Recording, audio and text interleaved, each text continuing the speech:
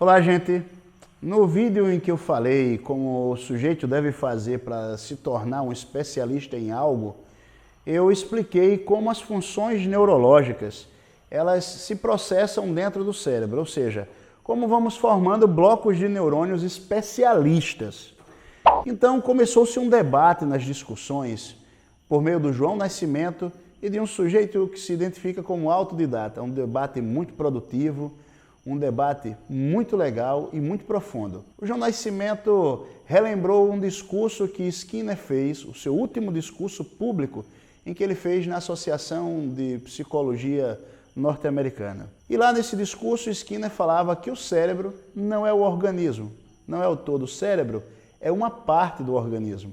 E na última explicação, eu apresentei como o cérebro funcionava no processo de aprendizagem. João Nascimento, quero agradecer o seu comentário, porque foi ele que motivou a gente a elaborar esse vídeo. Autodidata, muito bem pela resposta, pela percepção de entender que estava contido ali o que eu tentava exprimir na relação com o corpo. Mas hoje eu trouxe aqui modelos para explicar um pouquinho melhor. Eu tenho um molde que eu utilizo aqui na aula, fica bem mais fácil para que a gente possa visualizar e entender. Aqui eu tenho, na verdade, o dorso de um organismo, e aí eu posso explicar melhor o que o João Nascimento colocou. Skinner estava certo, João. Na verdade, o cérebro ele processa aquilo que é resultado das estruturas do organismo. O cérebro, por si só, ele não tem sensores para captar os estímulos do ambiente externo. Todos os sensores do cérebro estão, na verdade, conectados às vias que a gente chama de vias aferentes, porque são vias que enviam as mensagens para que o cérebro possa captar as vias aferentes. E o retorno que o cérebro dá pelas vias eferentes, que efetivam a ação, vem todas para as glândulas do organismo e para as estruturas musculares que o organismo possui. Ou seja, a resposta complexa que o organismo emite é, na verdade, por meio do organismo como um todo. A sensibilidade que o organismo capta para que o cérebro possa processar vem do organismo como um todo. E ainda temos outras demandas menores. Ora, nesse modelo aqui, eu não sei se quem está me assistindo pode visualizar um pouco aqui na garganta, tons um pouco mais amarelados aqui depois da pele. Esses tons um pouco mais amarelados, eles tentam ilustrar, na verdade, o tecido adiposo. Tanto o tecido adiposo, como os tecidos das áreas estomacais, como outros tecidos do organismo, liberam certas enzimas que são captadas por áreas cerebrais específicas próximas à hipófise, e com isso ele regula certas funções para disparar sensações de fome, sensações de saciedade ou de outras buscas que o organismo deve fazer. Em outras palavras, o organismo ele é um todo integrado que interage para que o cérebro em si possa processar uma base de comandos viável. Skinner então estava certo. O cérebro não explica tudo. Mas eu quero partir ainda para um outro processo explicativo para que fique claro. Eu tenho aqui um cérebro e no nosso vídeo passado, que eu falei sobre como se tornar bom em algo, eu mostrei como os neurônios vão se especializando e formando conexões entre si. Mas eu não expliquei um fator fundamental, que é a função pela qual esses neurônios geram crescimento dendrítico. E até onde se sabe, só existem duas situações que provocam esse crescimento dendrítico de maneira coordenada para gerar atividades comportamentais operacionais. A primeira é quando há ativação de uma área do cérebro. Eu vou retirar aqui um lóbulo para que fique claro. Veja, aqui eu tenho a parte frontal do cérebro e aqui nesse giro aqui embaixo eu tenho uma área que a gente chama de núcleo accumbens.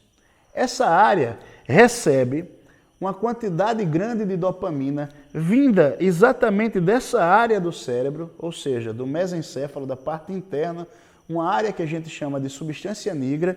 Então tem uma via de comunicação neural que irradia para cá e libera dopamina, e daqui muitas vezes se dispara estímulos fortes para todo o cérebro.